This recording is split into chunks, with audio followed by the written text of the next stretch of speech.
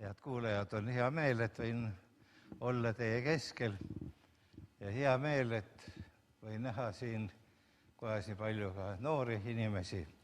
Soovin rohkeid Jumala õnnistusi ja et Jumal võiks meid ka oma vaimuga, oma sõnaga kuidagi puudutada.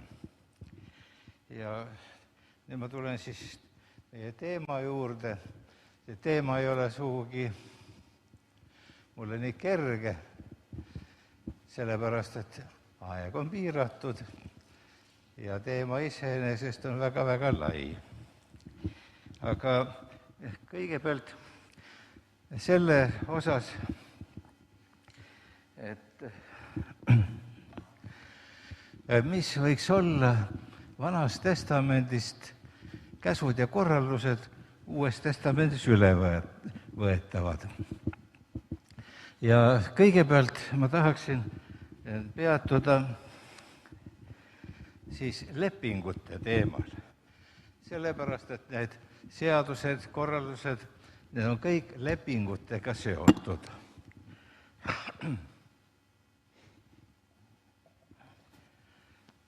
Nii on vist parem, muidu tuleb väga uduseks. Ja Jeesus seal viimasel õhtul, kui ta jüngritega üheskoos sõi, siis selle kohta on kirjutatud. Ja ta võttis karika, tänas ja andis selle neile ja nad kõik jõid sellest. Ja ta ütles neile, see on minu lepingu veri, mis valatakse paljude eest. Et enne kui minna uue lepingu käsitluse juurde ja lepingute ja seaduste juurde üldiselt, peaks natukene lepingutest rääkima. Inimkonna ajaloos on sõlmitud väga palju ja väga mitmesuguseid lepinguid. Need puudutasid mitmesuguseid tehinguid ja inimeste vahelisi suhteid. Ja Piibel räägib ka lepingutest inimese ja Jumala vahel. Lepingute sõlmimisel oli vaja teha lepingu määratlus, mida siis see leping käsitleb. Kokku oli vaja leppida lepingu tingimused. Kui tänapäeval paljud tähtsad lepingud sõlmitakse notari juures ja leping saab lisaks asjaosaliste allkirjadele ka notari allkirja ning suure templi sinna lisaks, siis antiigis polnud see veel võimalik. Aga siiski vajas ka tollal leping märgistamist. Ja tinglikult võiks seda nimetada lepingu märgiks või lepingu dokumendiks. Samuti oli vaja fikseerida lepingu kehtivuse algus, see tähendab piir enne ja pärast lepingu sõlmimist. Näiteks väga tähtsaks võis see osutada abielulepingu sõlmimisel. Teadaolevalt sõlmiti abieluleping abiellujate vanemate poolt. Kui juhtus näiteks, et peegimees õnnetult surma sai, siis oli oluline, kas see õnnetus juhtus enne või pärast lepingu sõlmimise hetke. Sellest sõltus lepingus olev pärimisõiguse rakendamine või siis mitterakendamine. Samuti sõltus sellest, kas lugeda pruut leseks või mitte. Vanas Testamendis leiame mitmeid huvitavaid lepinguid ja huvitav lepingu sõlmimise lugu on näiteks Ruti raamatu 4. peatükis. Lepingu sõlmimise akt ise on kirjeldatud seal salmides 7-10. Seal on öeldud, vanasti oli Iisraelis vabaks ostu ja vahetuse puhul kogu asja kinnituseks seesugune viis. Üks tõmbas sandaali jalast ja andis teisele. See oli Iisraelis tõendiks. Ja lunastaja ütles Boasele, osta enesele ning tõmbas sandaali jalast. Siis Boas ütles vanemaile ja kogu rahvale, te olete täna tunnistajad, et ma olen ostnud Noomilt kõik, mis kuulus Elimelekile ja kõik, mis kuulus Kiionile ja Mahlonile. Ka olen ma Moabi naise Ruti, Mahloni naise, ostnud enesele naiseks, et taastada surnu nimi ta pärisosal, et ei kaoks surnu nimi ta vendade hulgast ega ta kodukoha väravast. Te olete täna selle tunnistajaks. Nüüd ühe lepingu sõlmimise näite tooksin 1. Moosese raamatu 21. peatükist. Abrahami ja kohaliku vürsti Abimeleki vahel oli tekkinud probleem. Abimeleki sulased olid väevõimuga ära võtnud veekaevu ja Abraham noomis Abimelekit selle pärast. Ja probleem lahendati lepingu sõlmimisega. Siis Abraham võttis lambaid, kitsi ja veiseid ja andis Abimelekile ja nad mõlemad sõlmisid lepingu. Kui Abraham pani 7 lamba talle eraldi, küsis Abimelek Abrahamilt, milleks on siin need 7 talle, keda sa oled eraldi pannud? Ja tema vastas, sa pead need 7 talle minu käest võtma tõendina minu poolt, et mina olen kaevanud selle kaevu. Kui viimase näite juures oli lepingu märgiks 7 lambatalle, siis võis olla selliseks märgiks ka näiteks kivikangur. 1. Moosese 31. peatükis on Jaakobi leping oma äia Laabaniga. Ja seal siis selle lepingu märgiks korjati kive ja pandi seda sambana püsti. Ja Laaban ütles, see kivikangur olgu täna tunnistajaks minu ja sinu vahel. Seepärast ta pani sellele nimeks Kaleed ja Mispa, sest ta ütles, issand valvab minu ja sinu vahel, kui me teineteist enam ei näe. Kui sa kohtled mu tütreid halvasti või võtad mu tütarde kõrvale teisi naisi, ilma et ükski inimene oleks meie juures, vaata, siis Jumal on tunnistajaks minu ja sinu vahel. Ja seal siis jah, see kivikangur, see kivihunnik või võiks öelda rohkem võib-olla niisugune kiviaia moodi, oli selleks tähiseks. Nüüd tähelepanuväärsed on lood, kuidas Jumal sõlmis lepinguid inimestega. Näiteks sõlmis Jumal pärast veeuputust lepingu Noa ja tema järglastega ja seadis selle märgiks vikerkaare. 1. Moosese 9, 11-13. Niisugune loodusnähtus, vikerkaar, see seati siis lepingu märgiks.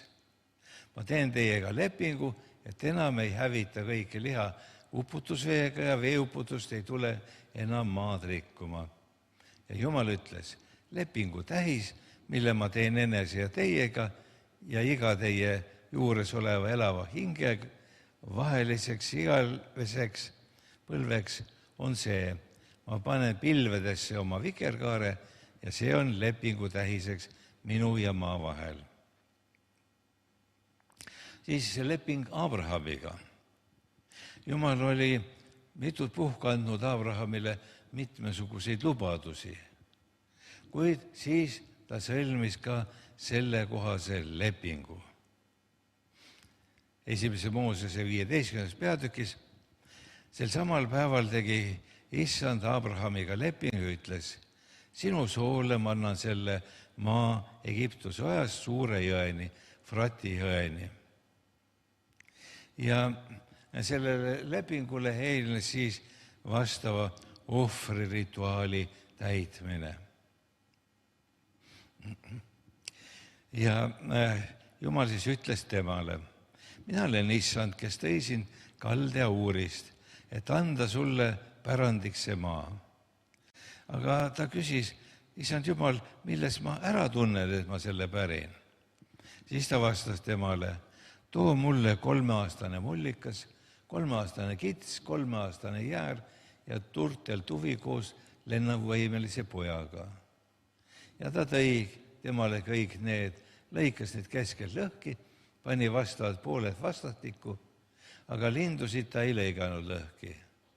Kui röövlinnud laskusid korjuste peale, siis peletas Aabram need minema. Aga kui päike loojus, vajas Aabram sügavasse unne ja vaata, suur ja pime hirm haaras teda. Issand ütles Aabramile, sa pead teadma, et su järglased on võõrastena maal, mis ei ole nende oma. Nad tehakse orjadeks ja neid vaevatakse 400 aastat. Aga ka rahvast, keda nad orjavad, ma karistan ja selle järel nad tulevad ära suure varandusega. Sina ise aga lähed rahus oma vanemate juurde, sind maetakse heas vanuses. Alles 4. põlv tuleb siia tagasi, sest emorlaste süü ei ole tänini veel küllaldane. Ja kui päike oli loojunud ja kui pime oli, siis nähti suitsevat küpsetusahju ja tuleleeki, mis nende lõigatud tükkide vahel läbi käis. Ja lisaks sellele sõlmis Jumal Abrahamiga veel teisegi lepingu. See on 1. Moosese 17. peatükis. Ja seal Jumal ütles, see olen mina, vaata, mu leping sinuga on, et sina saad paljude rahvaste isaks. Sinu nime ei hüüta siis enam Abramiks, vaid su nimi olgu Abraham, sest ma teen sind paljude rahvaste isaks. Ja siis see kirjeldus veel jätkub. Et lepingu sõlmimise juurde kuulus seal nime muutus. Kuid tegelikuks märgiks, mis pidi kehtima siis põlvest põlve, sai ümberlõikamine. Ja Jumal ütles Abrahamile, ja sina pead mu lepingut pidama, sina ja su sugu pärast sind põlvest põlve. See on minu leping minu ja teie ning sinu soo vahel pärast sind. Mida te peate pidama? Kõik meesterahvad tuleb teil ümber lõigata. Te peate oma eesnaha liha ümber lõikama ja see olgu minu ja teie vaheliseks lepingumärgiks. Nüüd hoopis teisel tasemel oli sõlmitud leping Jumala ja Heebrea rahva vahel. Ja selle lepingu juurde kuulus terve seaduste kogum, mis määras siis õigusruumi, kus lepingurahvas võis elada, seaduse kogum, mis reguleeris kogu ühiskondlikku ja kultuslikku elu. Esmalt kuulusid sellesse sellised tekstid nagu dekaloog, 10 käsku, siis eeskiri altari kohta, orjade seadus, seadus isikuvastaste süütegude kohta, seadused looma poolt tekitatud kahju kohta, seadused süütegude hüvitamise kohta, kõlbluse ususeadused, seadused inimestevaheliste käitumiste kohta, pühade seadus. Nagu näha, moodustus nendest seadustest lausa lepingu õigusruum.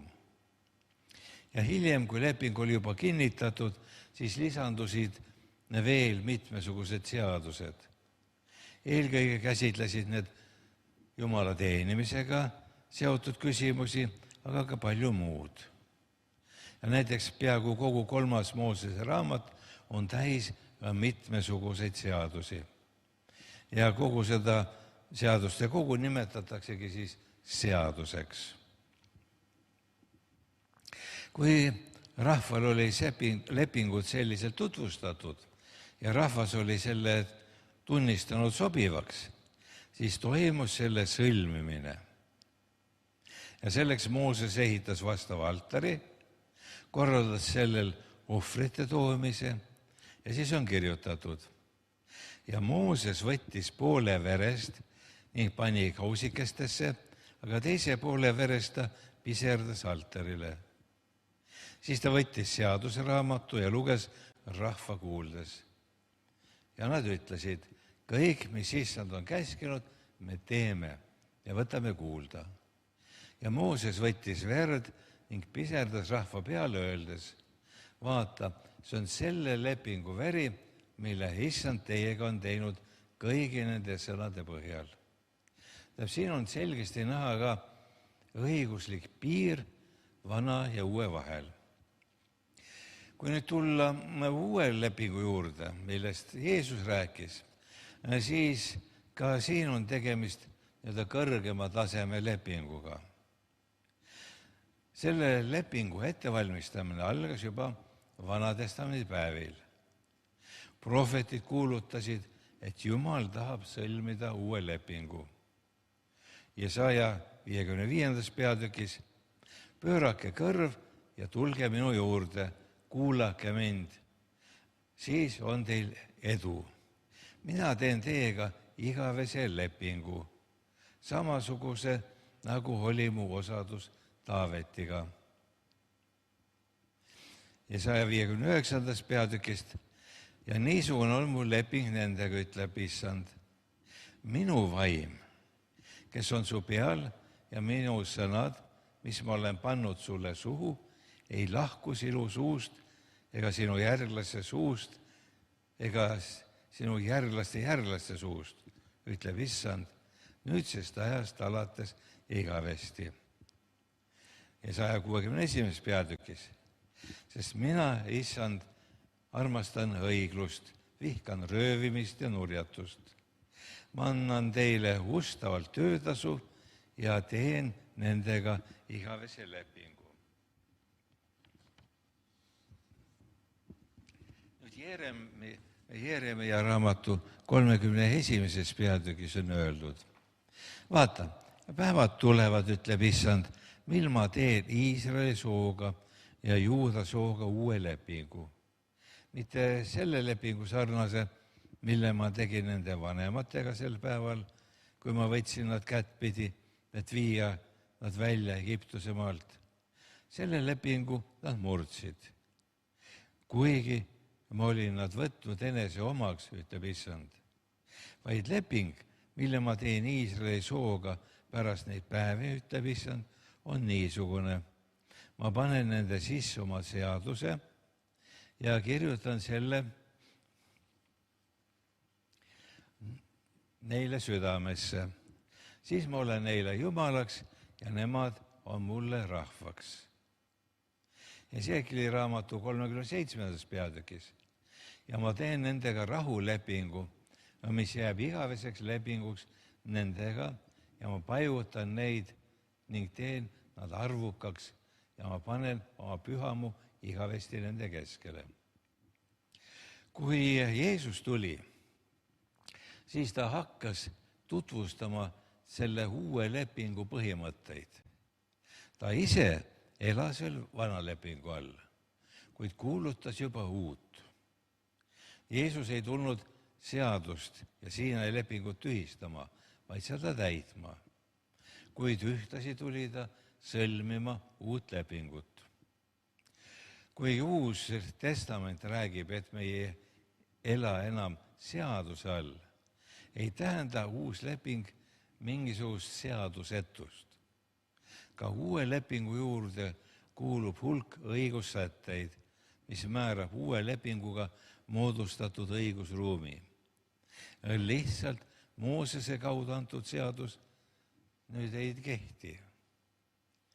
Meie ei asu Moosese seadusega kirjeldatud õigusruumis, vaid evangeeliumiga kirjeldatud õigusruumis. Meil ei ole Moosese seadus kunagi kehtinud, sest me ei ole juudid. Ja selle tõttu kogu õigusruum on täiesti teine. See, et erinevates õigusruumides võib olla sarnase või isegi sama sõnastusega seadusi, ei tähenda, et tegu oleks sama seadusega. Nii nagu Eesti seadustel ja Soome seadustel võivad olla mõned tekstid üsna sarnased või kattuda, kuid ometi on need eri maade seadused. Tasub meenutada, et ka uue lepingu seadustik ja selles on karistusseadused, mis teatud puhkudel on vähemalt sama karmid kui Moosese seaduses.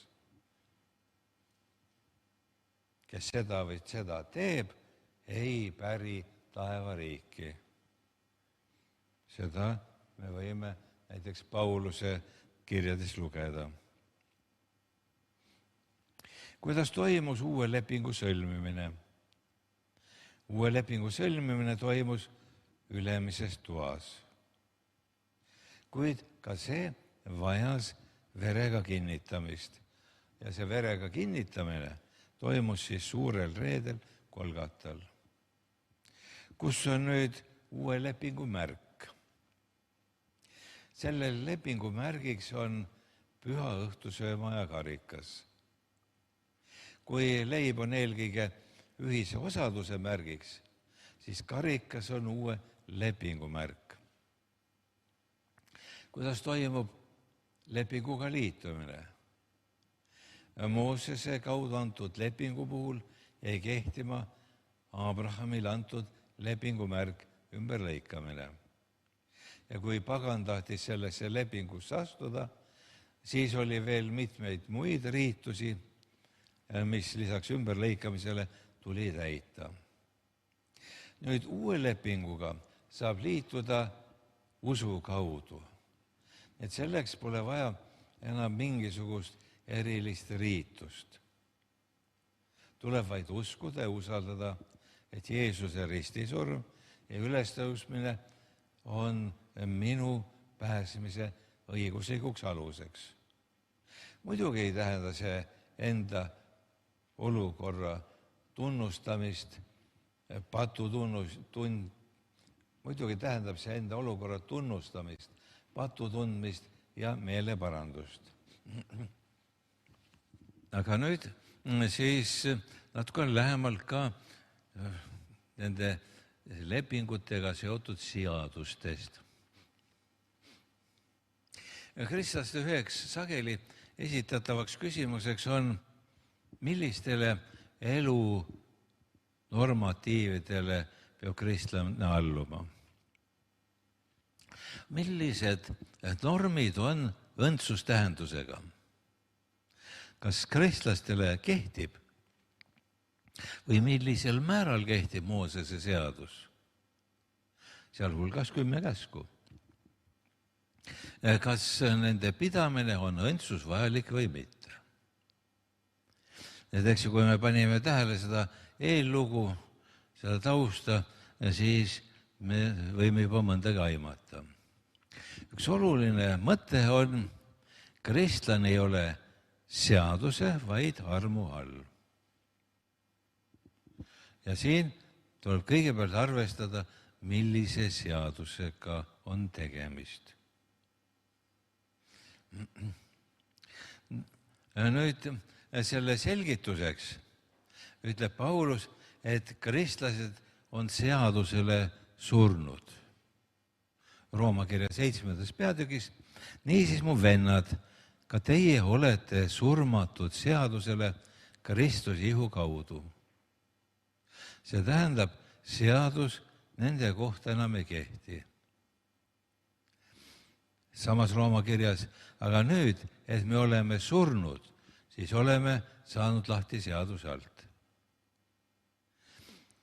Galaatia kirjas räägib Paulus lausa seaduse needusest. Ent Kristus on meid seaduse needusest lahti ostnud, kui ta sai needuseks meie eest. Teisalt ütleb Jeesus ise, ärge arvake, et ma olen tulnud seadust või prohveteid tühistama. Ma ei ole tulnud neid tühistama, vaid täitma. Nüüd kõigi paganate või kuigi paganate puhul ei ole Siinail sõlmitud leping kunagi kehtinud. See leping anti Iisraeli rahvale. On siiski paljude jaoks täiesti olemas probleem, kas Siinail lepingu juurde kuuluv seadus või mingi muu seadus neile õndsustähenduslikult kehtib või ei. Nimelt, Uues Testamendis on ka hulgaliselt korraldusi, mille järgimist kristlastelt oodatakse. Hulk käske ja keelde, mida tuleb teha ja mida ei tohi teha. Selles mõttes on näiteks ilmselt pagana kristlastele kirjutatud Peetruse esimene kiri ja lausa nagu seaduste kogu. Keegi on ilusasti ära lugenud seal ja saanud 34 käsku ja keeldu. Peetruse esimene kiri on suhteliselt lühikene, aga 34 käsku ja keeldu. Või näiteks Pauluse kiri galaatlastele. Galaatia 5. peatükis loetleb Paulus mitmeid tegusid, mida ta nimetab lihategudeks. Ja loetelu lõpus ütleb ta, need, kes teevad seesugust, ei päri Jumala riiki. Nüüd, eks ju, me oleme seadusele surnud, meile seadus ei kehti. Kas siis tähendab, et Jumal mõistab niisuguste halbade tegude tegijaid ilma seaduseta hukka? See tähendab, Jumal mõistab inimese hukka ilma seadusliku aluseta, suvaliselt, nii nagu pähe tal parasjagu tuleb. Vaat seda on üsna võimatu uskuda. Piibli järgi me nii ei saa. On täiesti loomulik, et seal, kus kehtivad nõuded inimeste käitumisele, peab nendeks nõueteks olema ka mingisugune alus. Või teisalt, kas Jumal annab inimestele armu ilma seadusliku aluseta, suvaliselt, nii nagu tal parasjagu tuju on? Ka seda on võimatu uskuda. Paulus kirjutab, et elu vaimu seadus Kristuses, Jeesuses on vabastanud su patu ja surma seadusest. Ka inimestele armu andmine toimub seaduslikul alusel. Ja nüüd evangeeliumi kuulutamisega kaasnevad reeglid. Eelneva mõttearendusega on seotud küsimus, kuidas mõista, et evangeeliumi kuulutamisega kaasnevad mitmesugused nii usuliste kui ka profaansete reeglite õpetamine. Kui inimene on saanud kristlaseks, peab ta alluma mitmesugustele reeglitele. Kogudusel on ka omad reeglid. Uues testamendis, nii Jeesuse õpetuses kui ka apostlite kirjades leidub hulgalisi kristlaste elu korrastavaid ütlusi. Kas see peaks tähendama, et algul on evangeelium ja selle kuulutamine, aga kui inimene on juba koguduses, siis lisanduvad mitmesugused reeglid ja normid. Ja selle kõigega näib olevat siis vastuolus apostel Pauluse väide, sest patt ei valitse enam teie üle, kuna te ei ole seaduse all, vaid armu all. Või on ka need nõuded siiski osa evangeeliumist. Nüüd Uue testamendi nõuetes võib ära tunda ütlusi nii Vanast testamendist kui ka juutlusest üldse. Näiteks keegi Peeter Vikk kirjutab, et usklike normideks on kas Jeesuse sõnad, mis mingil moel seonduvad Tooraga, ta on 5 Mooses raamatuga, või seadus ja prohvetid ise. Ja Paulus liidab oma eetikasse ka hellenistlikke väärtusi, näiteks stoikute traditsioonist, aga samuti võib ära tunda antiikaja norme hellenistlikust ümbrusest, näiteks mitmesuguseid vooruste ja pahede katalooge ning kodukordadi. Probleemid, et kristlane on seaduselt vaba, aga ometi peab alluma teatud reeglitele, on ajaloos püütud lahendada arvates, et seadus kehtib üksnes osaliselt. Et osaliselt ka poliitilistes küsimustes, osaliselt usulistes küsimustes, et see on nagu seaduse 3. kasutusviis. Ja seal siis hakati nägema, et need käsud on nagu juhendajad uuesti sündinu elus. Ja probleemi vaadeldakse ka kristlastele kehtiva uue kuulekuse raames. Nende lahenduste juures häirib mind kõige rohkem see ebamäärasus. Kristlastele seadus nagu kehtiks, aga nagu õieti ei kehti ka. Nüüd uus õiguskord kui lähtekoht. Teistsuguse nägemuse probleemile annavad kirjast heebrealastele. Kiri näitab veenvalt, et Jeesus on suur ülempreester. Kuid ta ei ole Aaroni järglane. Isegi mitte leviit. Toetudes laul 110 ütleb Heebrea kiri, et Jeesus on preester Melkiseedeki korra järgi. See aga tähendab hoopis teist õiguskorda. Heebrea 7. peatükis on ütlus: preestriameti muutumisega sünnib ju paratamatult ka seaduse muutmine. Ja sellega on kooskõlas ka Jeesuse enda viimasel õhtusööma ajal öeldud sõnad: see karikas on uus leping minu veres. Sellega kuulutas Jeesus välja uue õiguskorra, mis tema ristisurma ja surnust üles tõusmise läbi muutus kehtivaks. Mida see uus õiguskord endas sisaldab? Olen veendunud, et just evangeelium kirjeldab seda. On ju evangeelium oma päritolult ja autoriteedilt Jumala evangeelium, Jumala õiguskorda tutvustav dokument.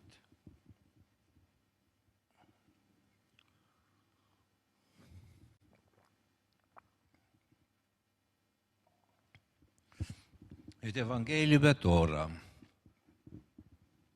Uue testamendi kirjakohtades, kus on sõna evangeelium, võiks asendada seda pealt enamuses kordades ka lihtsalt uus leping või uus seadus, ilma et autori mõte kaduma läheks. Ja võib-olla mõnes kohas sobiks paremini lihtsalt hea sõnum. Näiteks Efesuse 6. peatükis 15. salmis. Siis kui nüüd hea sõnum ja uus leping ja seadus ei ole päris sama tähenduslikud mõisted, kuigi nad on omavahel olemuslikult seotud.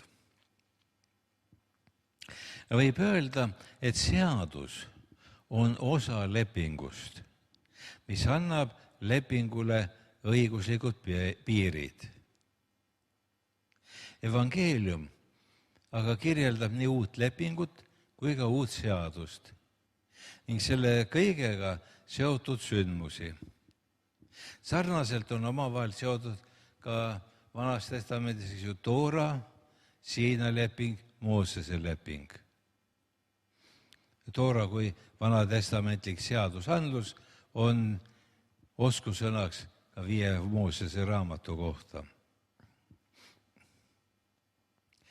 Ka Toora kirjeldab nii Siina lepingut kui ka Moosese seadust ja samuti selle kõigega seotud sündmusi. Ilma teemat lähemalt lahti seletamata võib öelda, et nii Siina lepingu kui ka uue lepingu vastavalt Toora ja evangeeliumi juures on võrreldavaid elementi.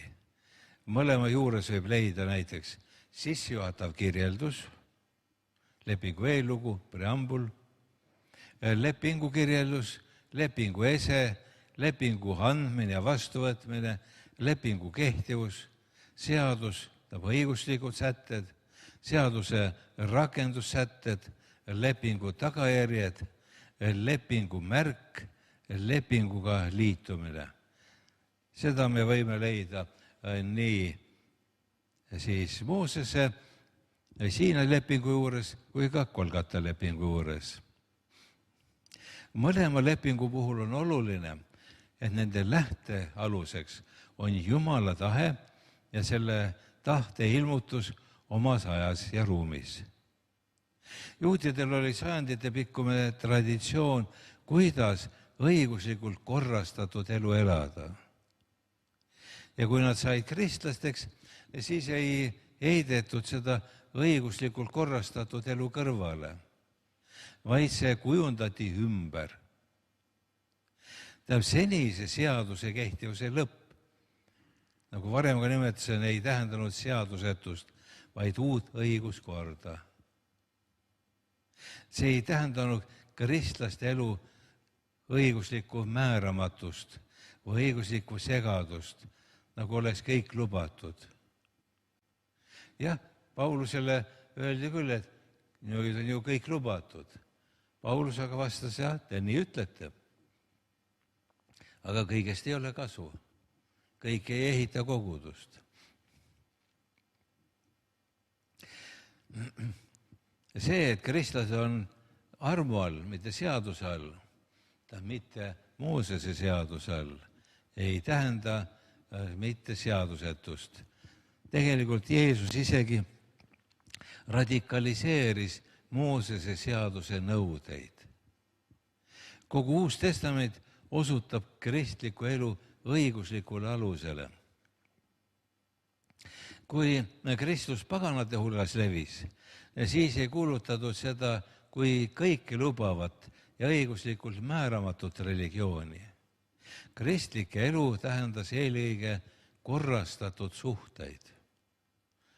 Korrastatud suhteid nii Jumalaga, kaasinimestega, ka perekonnas.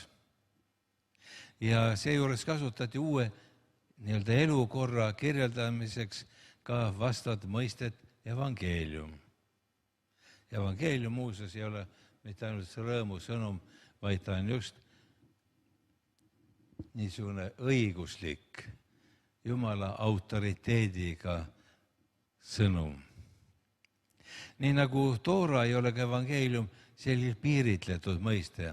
See, mis oli algselt seotud Jeesuse uue lepinguga ja selle juurde kuuluva seadusandlusega, muutus peagi ka Jeesus pärimuste üldiseks tähiseks. Samuti kujunes sellest kristliku missioonisõnumi lühiväljend. Markus aga võttis selle kasutusele oma kirjandusteose jaoks. Õiguskordade vahelised seosed. Antiigist lähtuti üldiselt tunnustatud põhimõttest, et õiguskorrad on jumaliku päritoluga. Nende aluseks on Jumala tahe.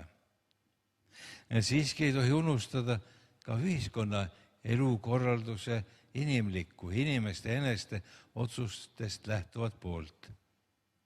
Inimesele jääb Jumala tahe põhilises olemuses haaramatuks.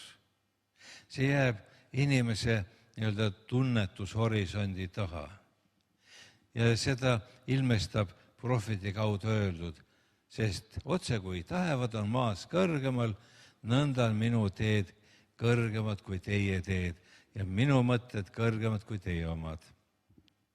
Nii et inimene võib Jumala tahet taibata üksnes selles ulatuses, nagu Jumal seda ise erinevatel moodustel ilmutab. Kirjas Efeslastele räägitakse Kristuse saladusest, mis minevikus ei olnud selliselt teada, nagu ta on ilmutanud nüüd pühadele apostlitele ja prohvetitele. Ja sarnaseid mõtted leiame küll veel. Nüüd, kuna aeg jõuab, siis ma tahaksin siia tuua esile ühe joonise. Kõigepealt 2 joont. Ja esimene joon oleks siis siin inimese tunnetushorisont. Tunnetushorisont. Sellest kõrgemale inimene ei ulatu, tahab või mitte. Ja siit allapoole jääb siis inimkond.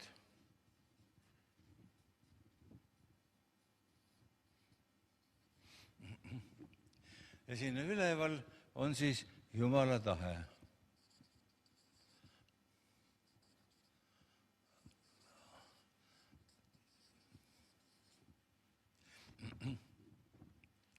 Ja nüüd inimkonna ja inimeste tunnetushorisondi vahele jääb Jumala ilmutus.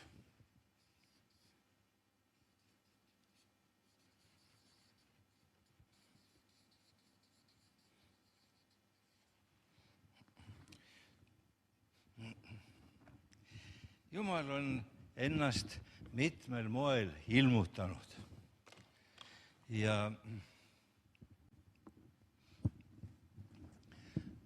mitmesuguse ulatusega ilmutanud.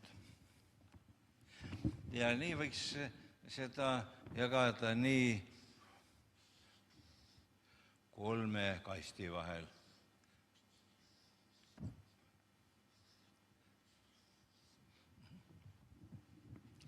Ja siin esimeses kastis oleks üldine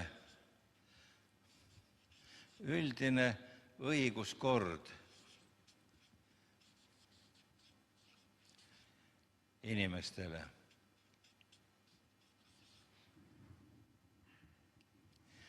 Ja siis Jumal andis oma õiguskorra ja seda me leiame näiteks Piibli esimestel lehekülgedel. Ja siis on esimene leping. Jumal andis lepingu, esimese lepingu. Seda me tunneme kui Siinai leping. Siis andis ta ka teise lepingu.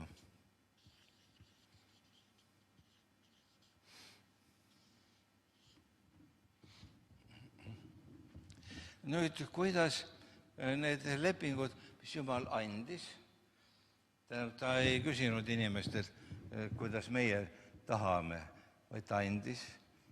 Kas meie tahame vastu võtta või mitte, see on juba meie küsimus. Aga meil ei olnud võimalik neid lepinguid muuta ega kujundada. Nüüd, need lepingud siis anti tegelikult inimkonnale.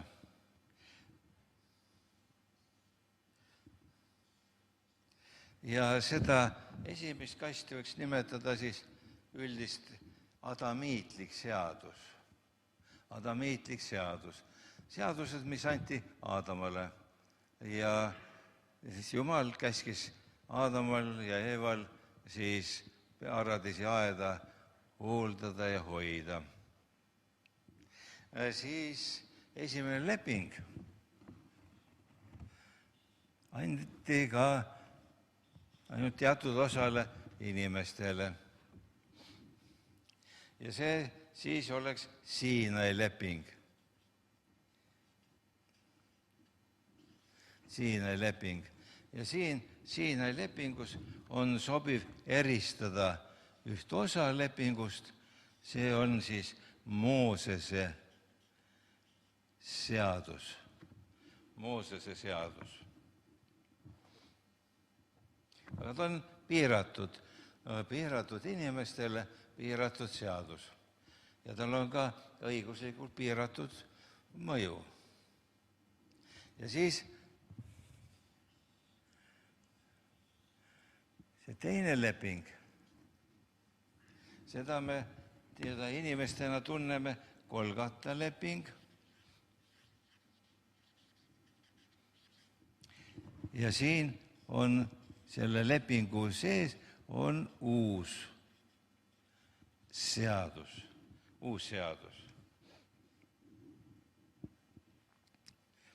Nii et Jumala poolt ilmutatud õiguskorra aluseks on Jumala tahe. Põhiliselt jääb see siis inimeste tunnetushorisondi taha. Ja Jumala tahet võib tunda ilmutuse alusel ja teha sellest ka järelkontekstis. On need mõistetavad kui adamiitlik seadus.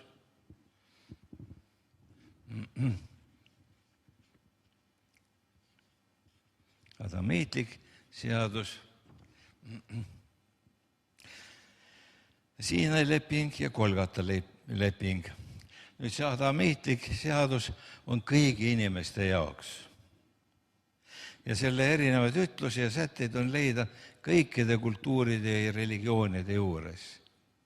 Siinai leping on leping Iisraelile ja seda kirjeldab siis Toora ja uurib Vana Testamendi teoloogia.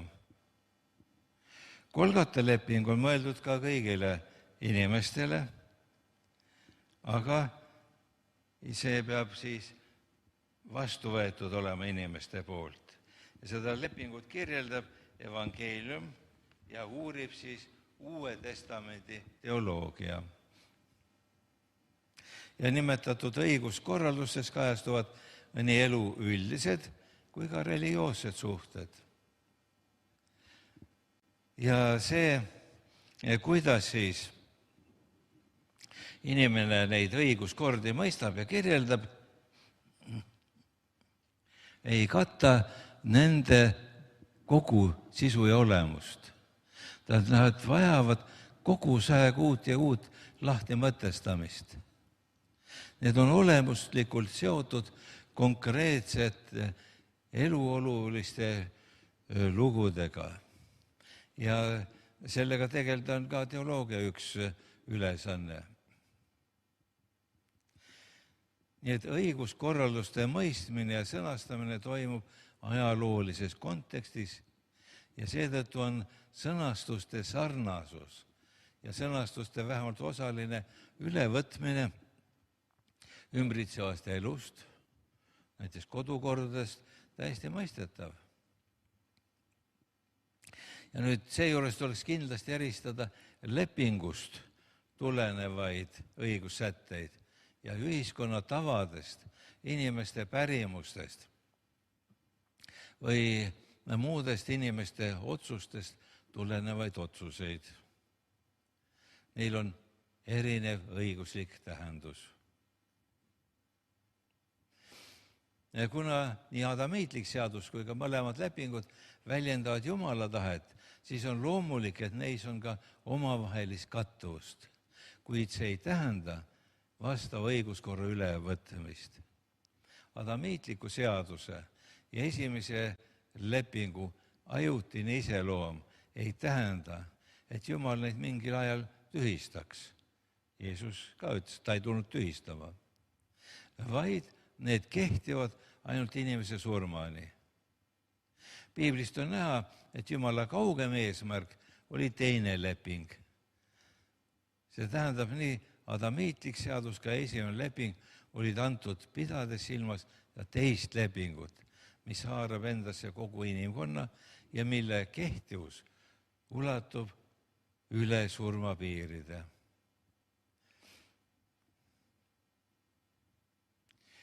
Nagu öeldud, toob ka uus leping endaga kaasa korrastatud suhted ja õiguskorra. Kuna see haarab endasse kõikide aegade, kõik rahvad on oma erinevate kultuuride olukordadega, siis on täiesti mõistetav, et paljude konkreetsete sätete asemel, nii nagu see oli Siinai lepingu puhul, esitab evangeelium üksnes üldisi printsiipe. Ühtlasi võib öelda, et evangeelium on jumaliku autoriteediga sõnum uuest ehk Golgota lepingust ja lepingu osaks olevast seadusandlusest.